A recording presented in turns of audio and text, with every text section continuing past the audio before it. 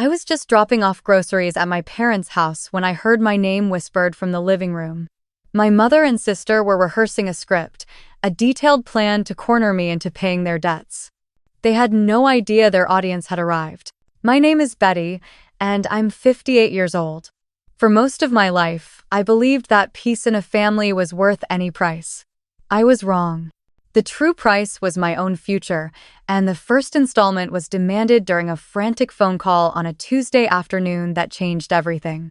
The caller ID showed it was my older sister, Loretta. I took a deep breath, the way you do before stepping into a storm you know is coming. "Betty, thank God, you have to listen to me," she said, her voice a whirlwind of practiced panic. "The bank just called. We're going to lose Mom and Dad's house. Everything. The hardware store, all of Dad's work, it's all going to be gone." I held the phone, the silence in my small accounting office feeling miles away from her chaos. "Loretta, slow down. What are you talking about? I just sent you a check to cover the store's credit card last week. It was over $2,000. That was a drop in the bucket." She snapped back, the desperation turning sharp. "This is the real thing. The foreclosure notice is here. The number. It's $48,750. And we only have 30 days. She paused, letting the weight of the number sink in before delivering the final, calculated blow. "And Betty, Mom and Dad, they already made a decision. The will, they had to change it. To make sure I can keep the house, after they're gone." A nearly $50,000 demand and a threat about my own inheritance, all delivered in a single, breathless phone call. But she didn't know her carefully laid trap had a fatal flaw. She didn't know I was already standing inside her secret. She didn't know I had heard everything. Loretta's voice on the phone was a masterclass in performance, but I'd had a front row seat to the dress rehearsal just 5 days earlier. It was a Sunday afternoon, the kind in Oak Haven, Georgia, where the air is thick with the smell of cut grass and slow-cooked pot roast. I'd stopped by my parents' house to drop off a new filter for their furnace, letting myself in through the back door that always sticks unless you jiggle the handle just right. The house was quiet, and I assumed they were napping. I placed the filter in the hallway, about to leave a note on the kitchen counter, when I heard the low murmur of voices from the living room. It was my mother, Doris, and Loretta. I froze, not wanting to interrupt. But then I heard my name, and the tone made the hairs on my arms stand up.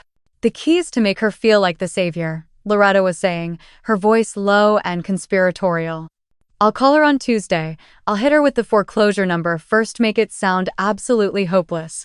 I'll even cry a little." Then, my mother's voice, smoother and laced with a familiar, weaponized fragility. "And after you've set the stage, I'll talk to her later in the week. I'll tell her how it broke our hearts, but we had to protect your future. I'll say, 'Betty, darling, you have your savings, your 401k. Loretta just has the store. She's a good daughter. She'll do the right thing when she thinks she's about to lose her inheritance.'" I stood there, hidden by the shadow of the hallway, feeling the blood drain from my face. It wasn't a crisis meeting, it was a strategy session. They weren't asking for help, they were planning an ambush, using my love and my life's work as ammunition against me. In that moment, the cozy, familiar scent of my mother's cooking suddenly smelled like betrayal. This wasn't a new storm approaching, it was the same storm I'd been weathering my entire life, and they were just perfecting the thunder. That storm, the one I'd been weathering my whole life, has a name. It's called Harrison and Sons Hardware. To most people in Oak Haven, it's a landmark. To me, it's a monument to my father's sweat and my sister's fantasies. I grew up in that store. My earliest memories are the smell of fresh-cut pine, the cold, smooth heads of hammers in aisle 4, and the low, comforting rumble of my father's voice explaining to a neighbor how to fix a leaky faucet. Dad built that place on a simple promise: quality goods and honest advice. It wasn't just a business. It was the steady heartbeat of our family, a testament to a generation that understood the value of building something to last. But things that are built to last can still be torn down. When my dad retired 15 years ago, he handed the keys to Loretta. He saw her charm and her big ideas as the future. He didn't see her utter lack of discipline. Loretta didn't see a hardware store. She saw a stage for her own brand of Southern chic. The sturdy, reliable tools were pushed to the back to make room for overpriced throw pillows and scented candles that cost $30 apiece. She replaced knowledgeable, long-time staff with her friends, who spent more time arranging decorative gourds for Instagram photos than helping customers find the right kind of drywall anchor. She called it rebranding. I called it what it was, a slow, expensive demolition of our father's legacy. As the family's accountant, I had the grim privilege of watching it happen on paper. I saw the profits dwindle, the debt swell, and the dependable heartbeat of Harrison and Sons slow to a faint, struggling pulse. And for the last decade, my role transformed. I was no longer just the dutiful daughter. I was the silent, secret financier of my sister's failing dream, transfusing my own life savings into a ship she was steering directly into an iceberg. But the iceberg that finally tore a hole in the hull of our family wasn't made of unsold inventory or bad business decisions. It was made of lies, custom cabinetry, and a secret that was hiding in plain sight in the county's public records. After I overheard their plan, something inside me shifted. The part of me that always gave them the benefit of the doubt went quiet. In its place, the accountant took over. An accountant needs proof. So, the next morning, I drove to the county courthouse. It took me less than 30 minutes online to find it. A second mortgage taken out against my parents' home 3 years ago. The lender was a private credit company, and the amount was a staggering $80,000. My hands felt cold as I stared at the digital signature on the screen. My father's shaky cursive, my mother's neat print. I didn't have to wonder where the money went. It all clicked into place like a deadbolt. 3 years ago was when Loretta unveiled her chef's kitchen. I remember the party, the way she proudly showed off the 6-burner Viking range, the gleaming marble countertops that cost more than my car, the ridiculously deep farmhouse sink, and the wine fridge she kept stocked for her book club meetings. We all praised her good taste, but I never once thought to ask how she paid for it. I never imagined my parents would gamble their own home, the very house I grew up in, to finance her vanity. They didn't just enable her, they co-signed her deception, sacrificing their financial security on the altar of their favorite daughter's lifestyle. And I have to ask, have you ever looked at a situation in your own family and realized the story you were being told was just a carefully crafted work of fiction? It wasn't a sudden crisis that put them on the brink of foreclosure. It was this secret, this betrayal, this kitchen. Seeing that $80,000 mortgage was like discovering a giant, fraudulent withdrawal from the family's emotional bank account. It prompted me to do something I hadn't done in years: open my own private ledger. It's not an official accounting book. It's a simple spreadsheet file on my laptop, saved under the name Family Support, and it was never meant for anyone's eyes but my own. I started it about 10 years ago, not out of resentment, but as a way to maintain my own sanity, a way to track the quiet loans and the soft bailouts that everyone else seemed to conveniently forget. That night, after discovering the truth about the kitchen, I opened the file and started scrolling. The entries read like a diary of their emergencies and my compliance. May 2018, $7,500 to Loretta for the down payment on a new delivery truck for the store, with the note, just to get us through the summer rush. September 2020, $3,200 to my brother, Walter, for a can't-miss online marketing course that he never finished. February 2022, $5,800 directly to a contractor for an emergency roof repair on my parents' house after a bad storm. I scrolled past the smaller things, the times I covered the store's payroll for a week, the insurance bills I quietly paid, the family vacation I funded so we could all be together. Each line item was a small surrender, a quiet decision to choose their immediate comfort over my own long-term security. I kept scrolling, the years and the numbers blurring together until I reached the bottom. I hit the sum function, and my breath caught in my throat. The total, not including the thousands in casual cash I'd handed out, was $126,400. It wasn't just a number, it was the cost of my silence.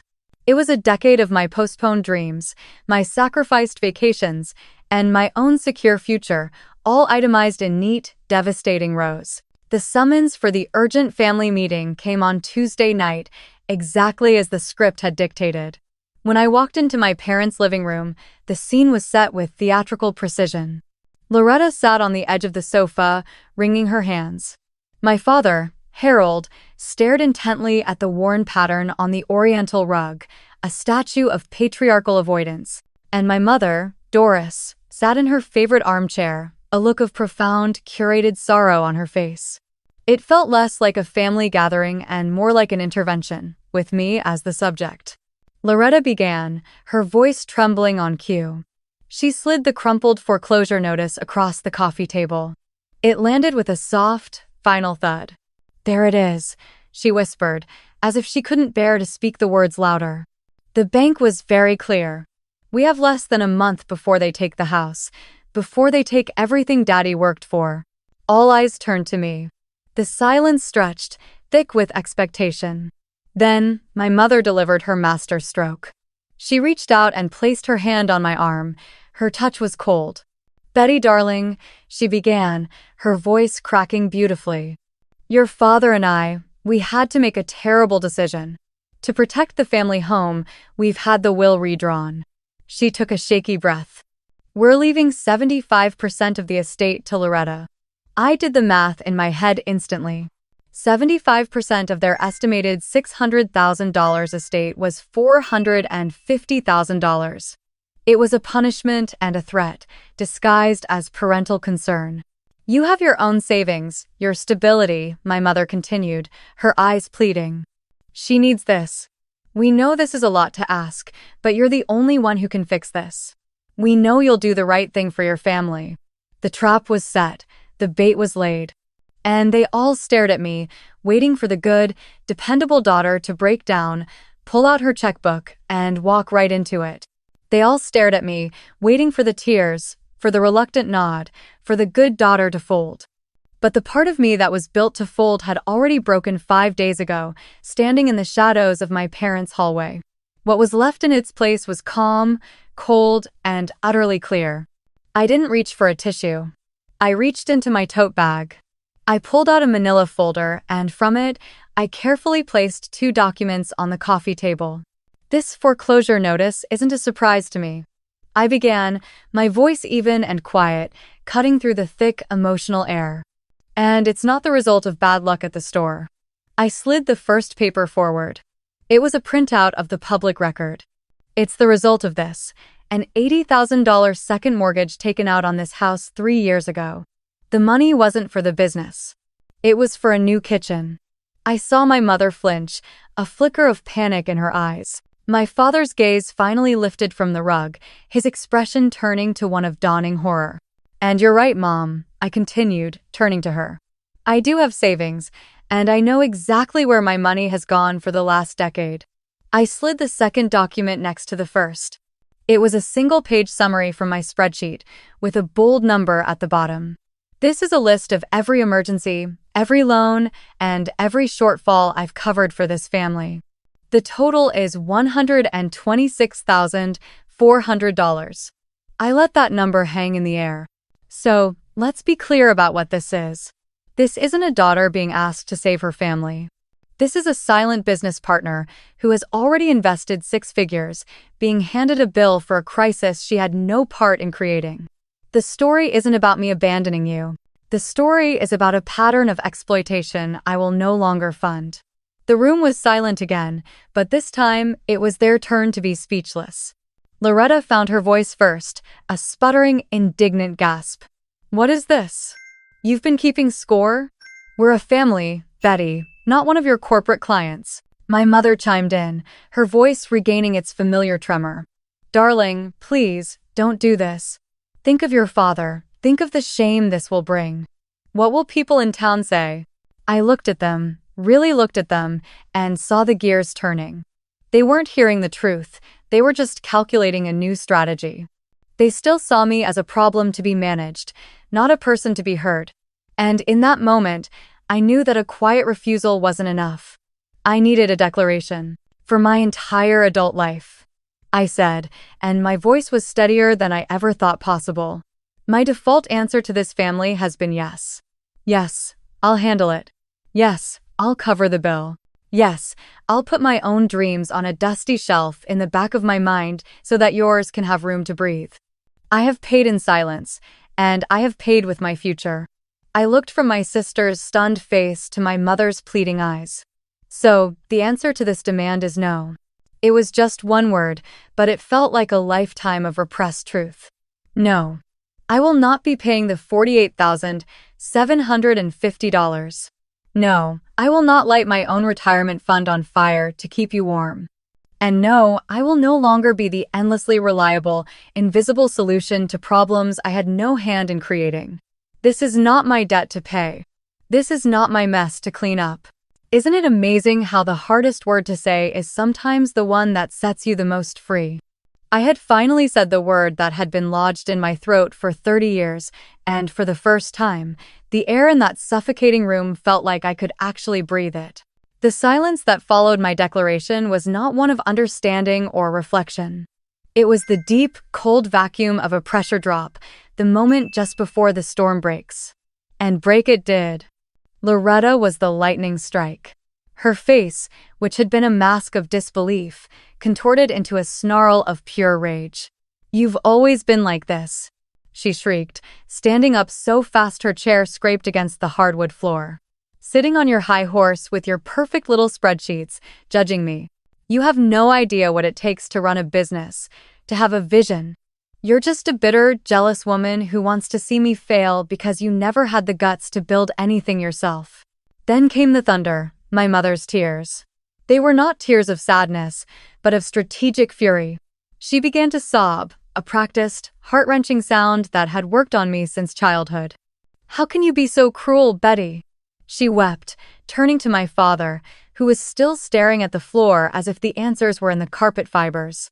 "She's going to let us be thrown out on the street, Harold. Our own daughter. After everything we sacrificed for her. You have a heart of stone. You always have." It was a perfectly executed two-pronged attack, one of rage, one of guilt.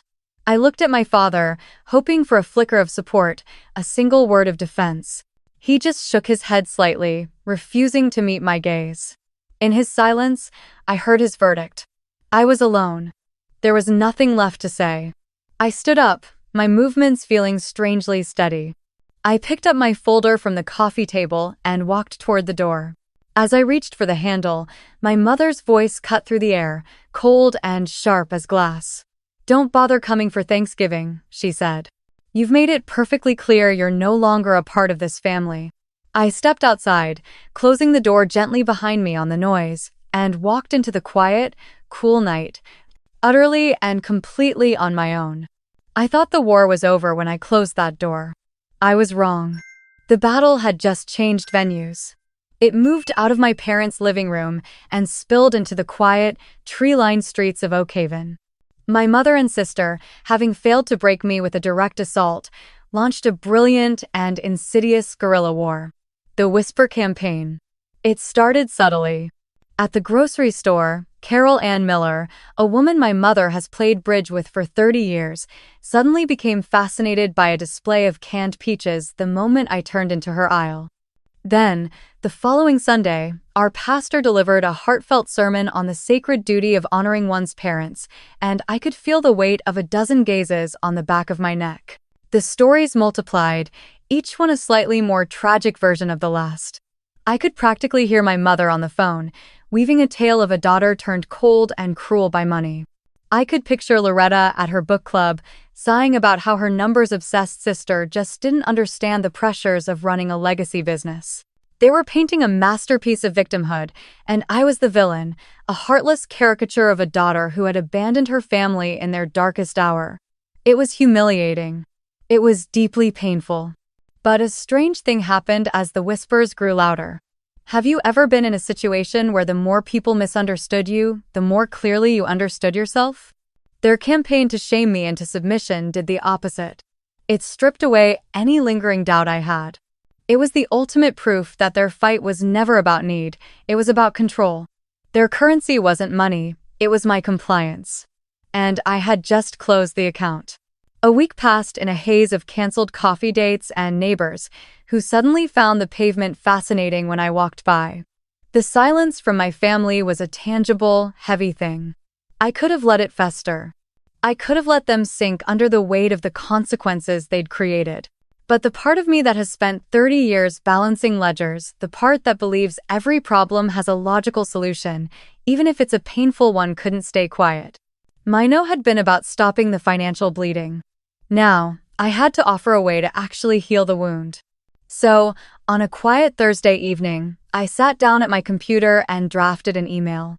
A phone call could be twisted by emotion, a conversation could be denied, but an email was a document. It was clear. It was precise. The subject line was, "A path forward." I started by acknowledging their reality. The foreclosure notice was real, the store was in critical condition. I reiterated that my position was firm. I would not be providing a cash bailout. However, I wrote, "What I am prepared to do is this. I will pay, in full, for 3 sessions with David Chen at Sterling Financial. He is the best small business consultant in this county." I laid out the terms of my offer. I would fund a complete audit of the store's finances, a strategy session for liquidating unprofitable inventory, goodbye, scented candles, and a meeting to renegotiate the terms of their debt with the bank. For my parents, I offered a session to help them create a realistic retirement budget. "I will not give you a fish to solve today's hunger," I concluded, "but I will pay for the best fishing lessons money can buy. The choice of whether or not to pick up the rod is yours." I read it over once, took a deep breath, and hit send. It wasn't a bailout, it was a lifeline, but it was one they would have to swim to and grab for themselves. For 3 full days, the only reply to my offer was a heavy, digital silence. I had given them a map, but I began to accept that they would likely choose to stay lost, preferring the familiar comfort of their pride over the terrifying landscape of reality. I had made my peace with it. Then, on Sunday night, my phone buzzed. It was a text from my father. 4 words. "Fine. Set it up."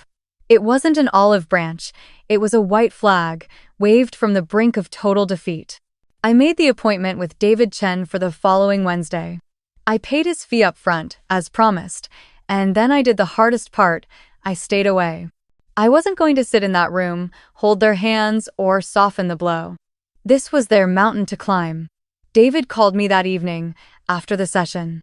He was professional, but I could hear the exhaustion in his voice. He told me Loretta had spent the first hour trying to sell him on her vision, using the same charm and buzzwords she'd always used to get her way.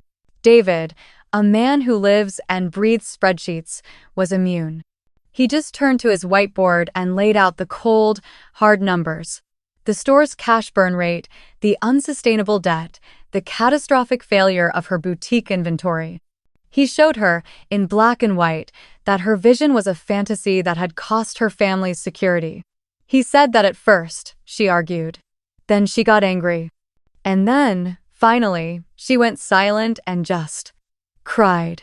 Not the dramatic sobs my mother performed, but the quiet, ragged tears of a person finally seeing the wreckage they'd caused.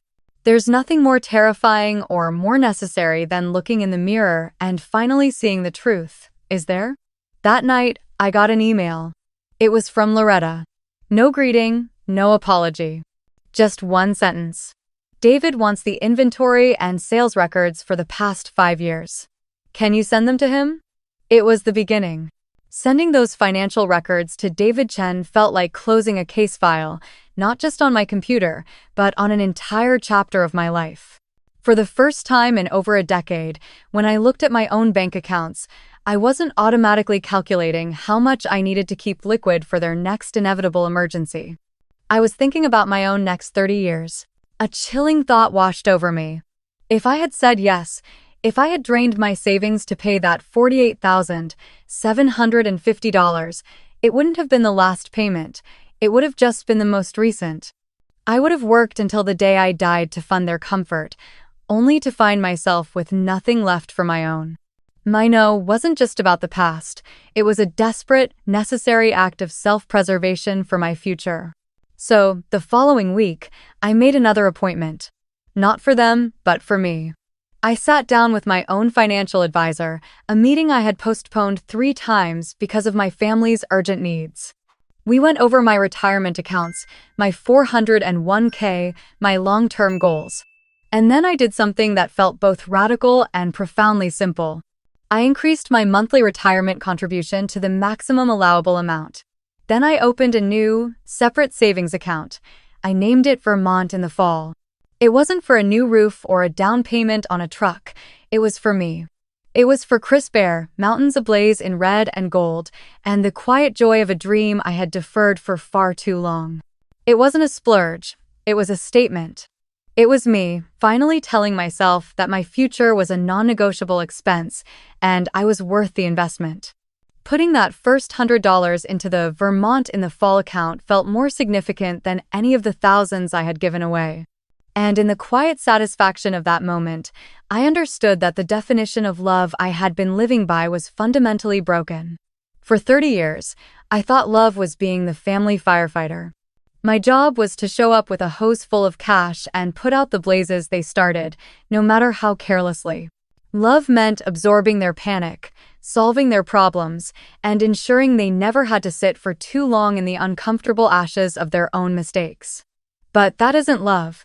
That's enabling. It's the act of keeping someone warm by slowly burning down your own house for fuel. Real love, I was learning, is far more difficult. Real love isn't rescuing, it's empowering. It's having the courage to offer a map and a compass instead of just a ride. It's brave enough to watch someone you care about stumble because you know that true strength is only ever found in the struggle of getting back up on your own. My offer of a financial advisor was the first truly loving thing I had done for them in years. This realization also changed how I saw my father's legacy. For so long, I was obsessed with preserving the physical building of Harrison and Sons hardware. But I finally saw that the legacy was never about the bricks and mortar. It was about the values my father had laid in the foundation. Integrity, responsibility, and the quiet dignity of a bill paid on time. By writing checks to cover Loretta's mismanagement, I wasn't saving his legacy, I was helping her desecrate it. By forcing accountability, I was finally, truly honoring my father's work. I stopped trying to save the building and started fighting for the blueprint. For 30 years, I operated under the delusion that the money I spent was buying peace. I was the family diplomat, writing checks to broker ceasefires and prevent messy confrontations at holiday dinners. I would hand over my card or send a transfer and feel a wave of relief as the tension in the room subsided. But I've come to understand that what I was purchasing was not peace, it was silence. And the two are not the same thing. The quiet I bought was the tense, fragile quiet of a hostage situation, where I was both the captive and the one paying my own ransom. It was the silence of held breath, of unspoken resentment simmering just below a polite smile. It wasn't peace, it was a carefully managed, deeply exhausting truce that was costing me my soul. The life I have now is not silent. The holidays are smaller, the phone calls with my mother are shorter and strained. My relationship with Loretta is a landscape of awkward, careful conversations. From the outside, looking in, my life is probably less peaceful than it has ever been. But what I've learned is that true peace is not the absence of conflict on the outside. It is the absence of conflict on the inside. It's the quiet, steady hum of your own integrity. It's looking at yourself in the mirror in the morning and not feeling that sickening churn of resentment for all the times you betrayed yourself the day before. When was the last time you checked in and asked yourself if the peace you have is real or just a silence you paid for? I finally stopped paying for their comfort and started investing in my own character. I traded their silence for my serenity. And it is, without a doubt, the single greatest investment I have ever made. So, where are we now? A year after the email, a year after the no that sent tremors through our family's foundation. There was no miracle. Justice, I've found, is rarely a lightning bolt from a clear blue sky. More often, it is the slow, grinding consequence of reality. They couldn't save the hardware store. The debt was too deep, the mismanagement too extensive. They had to sell it. The new owners, a young couple from out of state, decided to keep the name Harrison and Sons, and I find a bittersweet piece in that. The legacy continues, just under new, more responsible management. They used the money from the sale to pay off both mortgages, narrowly avoiding the foreclosure. They didn't lose the house, but they lost the business that had been their identity for 50 years. Loretta now works as a department manager at a home goods store downtown. For the first time in her life, she has a boss, a schedule, and a direct deposit that is solely dependent on her own performance. Our family is not healed, not in the way you see in movies. Thanksgiving is still quiet, and Christmas is polite. The old, easy dynamic is gone forever, because the foundation of that ease was my silence. But I am learning that forgiveness isn't a grand declaration that makes everything okay again. It is a quiet, personal act of letting go. It's about telling myself that I no longer need to carry the anger of their choices in my own heart. Last month, Loretta called me. She didn't ask for money. She asked me to look over the lease for a new apartment she was considering to see if the terms were fair. It was a small thing, a tiny seed of a new kind of relationship, one built not on dependency, but on a fragile, emerging respect. In the end, you cannot force people to change. You can only change your own terms of engagement.